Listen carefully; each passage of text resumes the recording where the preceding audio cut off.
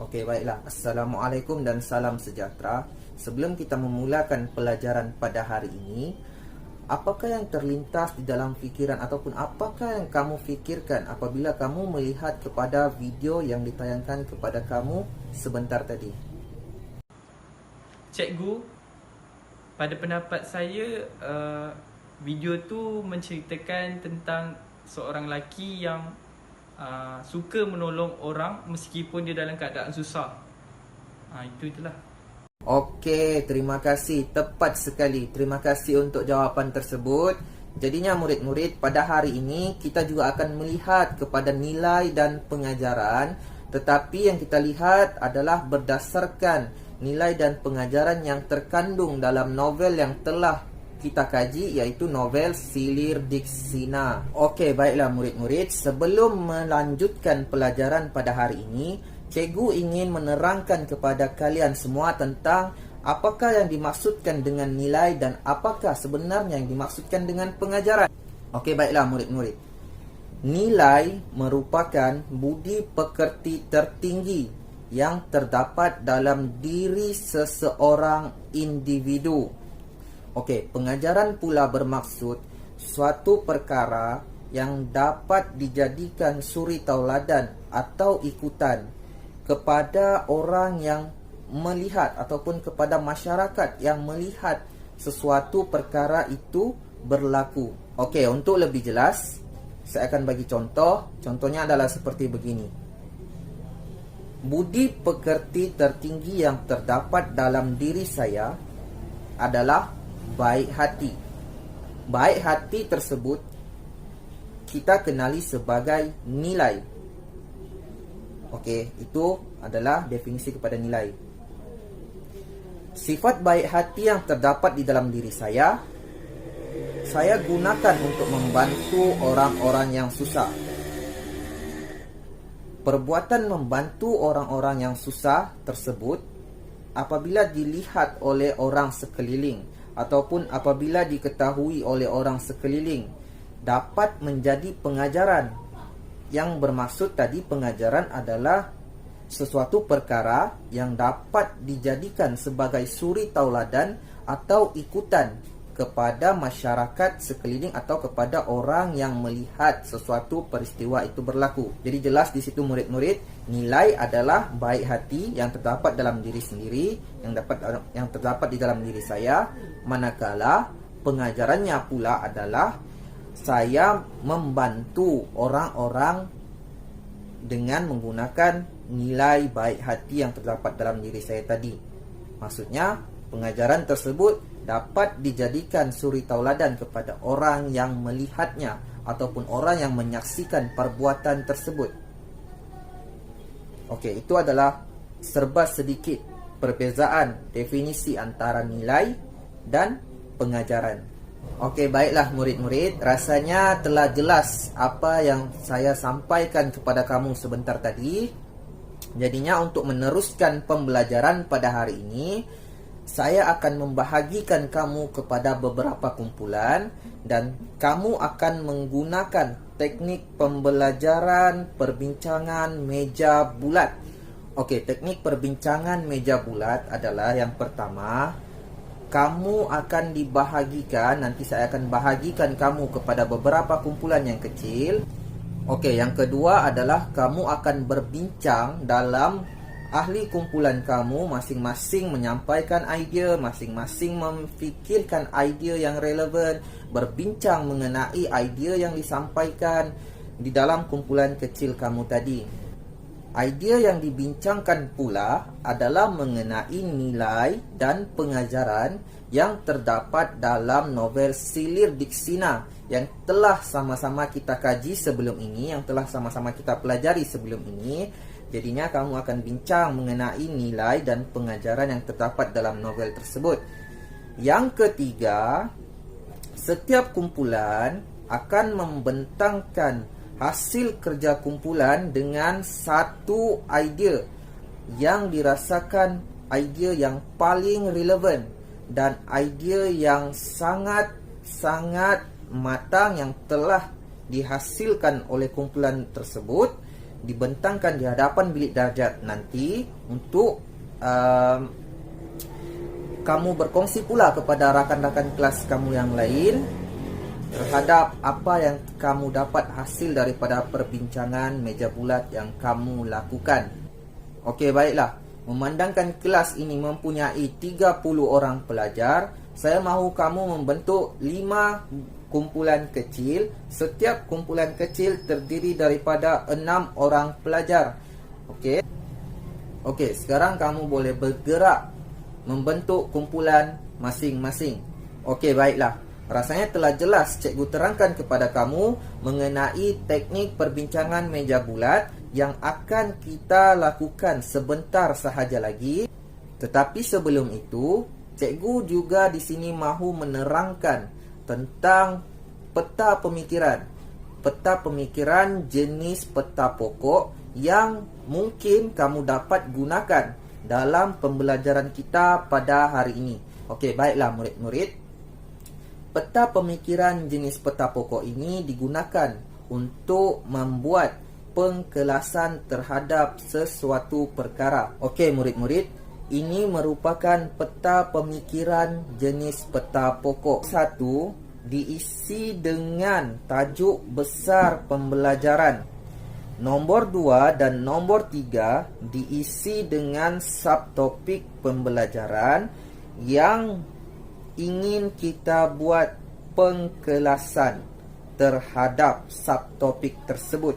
Sebagai contoh, nombor 2 diisi dengan nilai, manakala nombor 3 diisi dengan pengajaran. Di bawah nombor 2, kita boleh letakkan beberapa banyak nilai. Dan bawah nombor 3, kita boleh letakkan seberapa banyak yang mungkin tentang aspek pengajaran yang terdapat dalam novel Silir Diksina.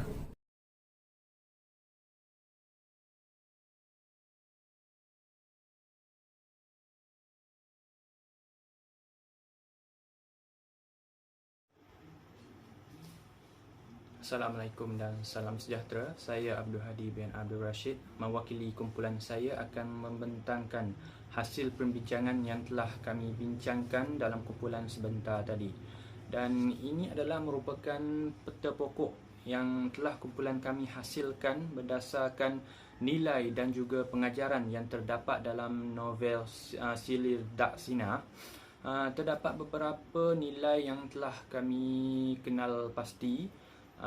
Dan kumpulan kami telah mengambil keputusan untuk memfokuskan kepada satu nilai sahaja, iaitu nilai tanggungjawab yang terdapat dalam novel ini. Nilai tanggungjawab dapat dilihat melalui perwatakan Abdullah Kayan. Beliau merupakan seorang guru dan juga seorang bapa yang bertanggungjawab. Buktinya semasa hayatnya dia bertanggungjawab menyediakan wang simpanan hasil daripada kebun kelapa sawit untuk diserahkan kepada anaknya, iaitu Haikal. Selain itu, dia juga merupakan seorang guru yang bertanggungjawab. Buktinya dia mengambil keputusan untuk menumpangkan pelajarnya, iaitu Ong Si Hua, ke sekolah kerana kereta ayahnya sering rosak. Dia juga bertanggungjawab terhadap tugasnya sebagai guru bahasa Melayu. Buktinya dia bersungguh-sungguh mengajar Ong Si Hua dalam satu pertandingan deklamasi sajak sehingga Ong Si Hua beroleh tempat pertama. Selain itu, nilai tanggungjawab juga dapat dilihat melalui perwatakan Tau Kee Ong. Tau Kee Ong dia tidak mahu membeli kereta baharu walaupun keretanya itu adalah sudah hampir rosak dan selalu rosak atas dasar tanggungjawab seorang bapa. Duitnya mahu digunakan untuk keperluan anak-anaknya, terutamanya Ong Si Hua yang masih lagi bersekolah. Selain itu, dia juga bertanggungjawab untuk menyimpan dan juga akhirnya menyerahkan kembali wang simpanan hasil daripada jualan kelapa sawit yang diamanahkan oleh Abdullah Kayan kepada Haikal ketika Haikal pulang ke kampung Sri Purnama. Itu sahaja daripada kumpulan kami. Sekian, terima kasih. Kalau ada apa-apa soalan, sila nyatakan.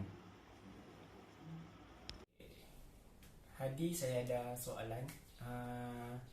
Soalan saya berbunyi macam ni. Sebagai seorang pelajar, bagaimana kita terapkan nilai tanggungjawab dalam diri kita? Itu soalan saya. Terima kasih Junaan atas soalan berkenaan.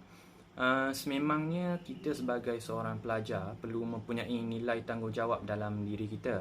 Untuk menerapkan nilai tanggungjawab, pertamanya kita perlu mempunyai kesedaran mengenai apa tugas kita sebagai seorang murid, apa tugas kita sebagai seorang anak, apa tugas kita sebagai seorang kawan. Setiap peranan dalam kehidupan kita pasti ada tugas tersendiri. Apabila kita telah faham apa tugas kita, kita perlu laksanakan dengan sebaik mungkin.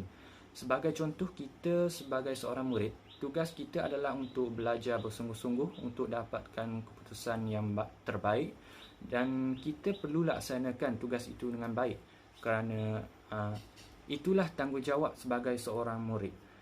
Begitu juga sebagai seorang anak, kita perlu faham atau sedar akan apa tanggungjawab kita terhadap kedua ibu bapa kita, seperti berbakti kepada kedua ibu bapa, balas jasa mereka, jaga apabila mereka dah dewasa kelak. Itu semua tugas dan perlu dilaksanakan sebagai satu tanggungjawab. Oleh itu, kesimpulannya, untuk menjadi seorang yang bertanggungjawab, fahami apa yang perlu kita lakukan dan lakukan dengan yang terbaik. Itu saja. Assalamualaikum warahmatullahi wabarakatuh. Saya Mustaqim dari kumpulan 2 akan mewakili kumpulan untuk membentangkan nilai dan pengajaran bagi novel Sila Dak Sina. Yang pertama, nilai kasih sayang. Kedua, tanggungjawab. Ketiga, ketaatan. Keempat, setia kawan. Bagi pengajaran pula, yang pertama, kita mestilah menghargai persahabatan. Yang kedua, kita hendaklah tabah melakukan kerja. Dan yang ketiga, kita mestilah menghargai seni dan budaya bangsa. Jadi, arahan daripada guru sebentar tadi ialah memberikan satu bukti peristiwa dan juga berdasarkan satu nilai yang terdapat dalam novel Sila Dak Sina. Jadi, saya dan ahli kumpulan telah berbincang dan ingin mengupas tentang nilai kasih sayang berdasarkan bukti yang terdapat dalam nilai kasih sayang.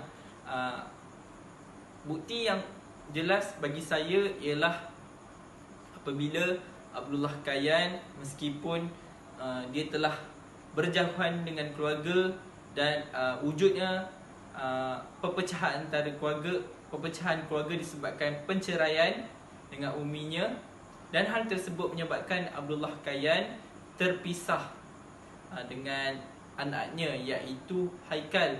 Jadi untuk melontarkan rasa rindu, rasa sayangnya, dia menulis sebuah manuskrip di mana manuskrip tersebut menceritakan tentang seorang cikgu yang bernama Cikgu Zam yang menyayangi akan anaknya iaitu Aiman. Jadi Cikgu Zam dalam dalam manuskrip tersebut merupakan Abdullah Kayan, manakala Aiman dalam watak Aiman dalam manuskrip tersebut merupakan Haikal iaitu anaknya. Jadi meskipun mereka berpisah, meskipun mereka tidak dapat berhubung antara satu sama lain lagi, tapi Abdullah Kayan tetap ingat akan anaknya dengan bukti manuskrip yang dia tulis tentang anaknya iaitu Haikal. Itulah menunjukkan bahawa seorang bapa sanggup meluahkan rasa kasih sayangnya dengan menulis sebuah manuskrip untuk menceritakan hal-hal yang dilakukan sepanjang ayahnya berada di kampung Seri Purnama. Itu saja. Terima kasih. Mus, boleh saya tanya tak, apa lagi contoh peristiwa lain yang menunjukkan nilai kasih sayang dalam novel Sri Daksina ni? Sebentar tadi Aiman telah menyatakan satu soalan, iaitu apakah bukti lain, bukti peristiwa lain yang menunjukkan nilai kasih sayang. Jadi antara bukti peristiwa lain yang menunjukkan nilai kasih sayang ialah nilai kasih sayang antara Haikal dengan ayah kandungnya dan juga ayah tirinya. Untuk nilai kasih sayang kepada ayah kandungnya ialah Haikal berusaha untuk pergi mencari tahu akan keberadaan ayahnya yang berada di kampung Seri Purnama. Sedangkan dia berada di Terengganu. Kampung Seri Purnama itu pula berada di kawasan yang lain. Jadi dia sanggup berkorban masa dan juga duit untuk pergi mencari ayahnya semata-mata. Walaupun mendapat tentangan daripada ibunya, Umi. Dan nilai kasih sayang yang kedua ialah kasih sayang Walid terhadap Haikal. Walid ialah ayah tirinya. Semasa Haikal mengalami kesulitan kerana tidak memiliki wang, dia mendapat bantuan daripada ayahnya, ayah tirinya, iaitu Walid. Walid menanggung kos perbelanjaan Haikal untuk pergi mencari ayah kandungnya, iaitu Abdullah Kayan. Di situ menunjukkan bahawa Walid ini meskipun Haikal itu merupakan anak tirinya, namun dia tidak berbelah kasih sayang. Tidak berbelah bahagi antara anak tirinya dan anak kandungnya. Dia tetap juga bantu Haikal untuk mencari tahu akan keberadaan ayah kandungnya. Okey, selamat pagi dan salam sejahtera semua. Saya Junan akan mewakili kumpulan saya untuk membentangkan nilai dan pengajaran yang terdapat dalam novel Sri Daksina. Jadi kumpulan kami telah mendapat 4 nilai dan 2 pengajaran, di mana semua boleh nampak. Di sini nilai pertama yang kami dapat ialah nilai kasih sayang. Nilai yang kedua ialah nilai tanggungjawab. Nilai ketiga ialah nilai ketaatan. Nilai yang keempat ialah nilai setia kawan. Okey, manakala pengajaran, kumpulan kami hanya menjumpai atau kami hanya mempersetujui hanya 2 yang kami dapat. Yang pertama ialah kita hendaklah merajin dan gigih berusaha untuk mencapai sesuatu, dan yang kedua iaitu kita hendaklah mempunyai sifat cinta akan seni dan warisan. Seperti arahan yang telah diberikan sebentar tadi oleh cikgu, setiap kumpulan perlu beri satu nilai ataupun pengajaran untuk dibentangkan. Jadi kumpulan kami telah memfokuskan pada pengajaran, di mana kami telah memilih pengajaran kita hendaklah rajin dan gigih berusaha untuk mencapai sesuatu. Jadi peristiwa yang kami telah dapat daripada pengajaran ini adalah sebagai contoh peristiwa Taukelim yang bekerja dan sangat rajin bekerja di tanah Abdul Kayan dan membeli hasil pertanian orang-orang kampung, sehingga beliau mampu membeli sebidang tanah untuk tapak rumahnya. Situasi ini dapat mengajar kumpulan kami untuk sentiasa berusaha bersungguh-sungguh untuk memperolehi kejayaan. Jadi terdapat soalan untuk diajukan kepada kumpulan kami sedia menjawab. Jun, apakah peristiwa lain yang menunjukkan bukti terhadap pengajaran yang Jun ambil tadi? Baiklah, terima kasih soalan daripada saudara Mustaqim. Jadi untuk peristiwa yang kami boleh kaitkan untuk pengajaran kita hendaklah rajin dan gigih untuk berusaha untuk mencapai sesuatu adalah apabila Haikal dan penduduk kampung, Haikal dan penduduk kampung Sri purnama, mereka gigih berlatih di balai raya pada waktu malam untuk menghidupkan semula seni zapin dan ghazal di kampung itu. Okey, jadi saya harap jawapan itu mampu menjawab soalan daripada saudara Mustaqim. Sekian, terima kasih. Assalamualaikum dan salam sejahtera. Hari ini saya akan bentangkan tentang hasil perbincangan kumpulan saya tentang pengajaran yang terdapat dalam novel Sri Daksina. Antara pelajaran yang boleh kita perhatikan dalam novel Sri Daksina ini adalah pengajaran kita mestilah mempunyai perasaan atau sifat cinta akan seni dan warisan. Hal ini demikian kerana seni dan warisan adalah satu peninggalan yang diturunkan secara turun-temurun kepada bangsa hari ini, di mana melambangkan cara hidup ataupun jati diri dan juga identiti sesuatu bangsa itu. Dalam novel ini kita dapat tengok watak Abdullah Kayan, iaitu arwah kepada Bapa Haikal, juga merupakan seorang pecinta akan seni. Tindakan Abdullah Kayan untuk menghidupkan semula kumpulan zapin Jincat yang sudah lama tak aktif lah, kita panggil sudah lama menyendiri ataupun sudah lama malak. Jadi tindakan dia untuk menghidupkan kembali kumpulan zapin Jincat itu adalah satu tindakan yang wajar.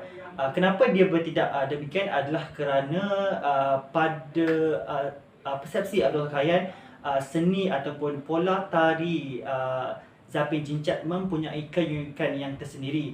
Jadi jika seni zapin Jincat itu hilang, maka dia berasa rugi. Saya sangat rugi sebab zapin Jincat ini kalau kita pertontonkan kepada khalayak, mereka akan terpesona.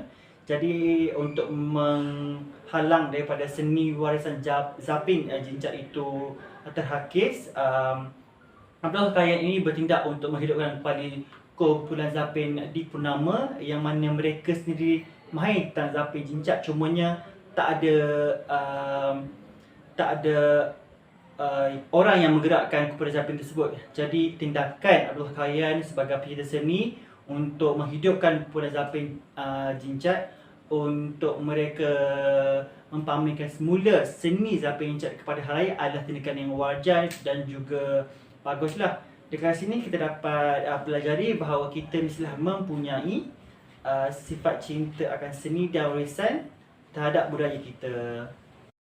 Saya ingin mengajukan soalan kepada Aiman. Apakah contoh seni warisan yang digambarkan dalam novel Sri Daksina? Itu saja. Okey, selain daripada kegiatan tarian zapin yang dilakukan di Kampung Sri Purnama, ada juga aktiviti budaya yang lain. Contohnya kita ada kegiatan bermain kompang dan juga kegiatan berpuisi. Jadi kegiatan-kegiatan yang melibatkan budaya dan warisan ini, seni warisan dan budaya ini dapat memupuk semangat akan cinta akan seni dan warisan. Kegiatan-kegiatan seperti tarian zapin, main kompang dan juga berpuisi merupakan salah satu aktiviti utama yang sering dijalankan di Kampung Sri Purnama.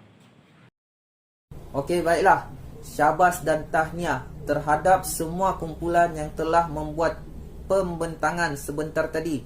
Cikgu amat berpuas hati dengan pembentangan setiap kumpulan, di mana kamu bukan sahaja berbincang ataupun bekerjasama mendapatkan idea untuk membentang dalam kumpulan kecil, malah hasil tersebut kamu dapat sebarluaskan lagi kepada rakan-rakan kamu yang lain semasa kamu membuat pembentangan. Dan pengajaran yang cikgu dapat apabila cikgu melihat kamu membuat pembentangan tadi adalah sifat kerjasama kamu yang patut dicontohi. Syabas semua. Terima kasih. Okey, baiklah murid-murid sekalian, kita telah sampai ke penghujungnya. Jadi sebagai penutupan pengajaran pada hari ini, saya akan meninggalkan kepada kamu lembaran kerja yang perlu kamu siapkan dan hantar semula kepada saya pada esok hari untuk saya semak. Di dalam lembaran kerja tersebut terdapat dua soalan. Soalan yang pertama adalah soalan melengkapkan peta pokok yang unsur pembelajarannya adalah berteraskan tentang apa yang kita telah pelajari pada hari ini. Soalan kedua adalah membina plot alternatif terhadap pengakhiran cerita novel Silir Diksina menggunakan unsur pengajaran atau unsur nilai yang telah kita pelajari pada hari ini. Ambil satu unsur nilai atau unsur pengajaran dan olah unsur tersebut sebagai plot alternatif kepada pengakhiran cerita novel Silir Diksina. Jadi lembaran kerja tersebut cikgu akan tunggu daripada kamu pada esok hari. Terima kasih dan Assalamualaikum.